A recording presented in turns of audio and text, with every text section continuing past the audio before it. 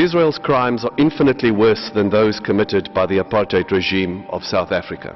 Continuous attacks on places of worship and clergymen, as well as Muslim and Christian worshippers, illegal practices of targeting and killing children, people with special needs, paramedics, medical workers, and journalists. Continued violations, tantamount war crimes and crimes against humanity. The Golan Heights will return to Syria and will be liberated. Excessive use of force and indiscriminate attack at innocent civilians. Collective punishments, extrajudicial executions, excessive and disproportionate use of force, confiscation and colonization of land.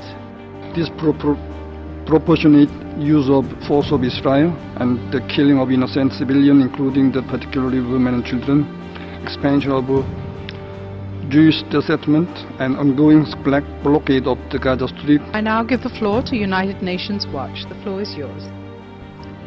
Madam Vice President, in the 20th century, as empires collapsed and new states and borders were established, tens of millions of people fled or were expelled in the course of war. Muslims and Hindus, Greeks and Turks, Poles, Ukrainians, Germans and Jews moved on to build new lives, some aided by the United Nations High Commissioner for Refugees. None of them, nor their hundreds of millions of descendants, claim to be refugees today, except the Palestinians. Why?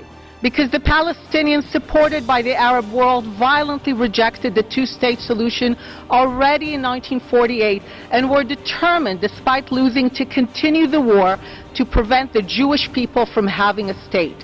Having failed to do so by wars, terrorism, and economic boycotts, Palestinians have hijacked UNRWA, which was to be a temporary agency for resettlement, to create and sustain a fiction that they are still all somehow refugees, generation after generation, and all possess a right which does not exist in international law to settle in a sovereign country in which they never lived and of which they were never citizens, so as to ensure that Israel no longer exists as a state for the Jewish people. UNRWA has been fueling the conflict for decades. Without UNRWA, this belligerent idea of return of millions could not have persisted for so long.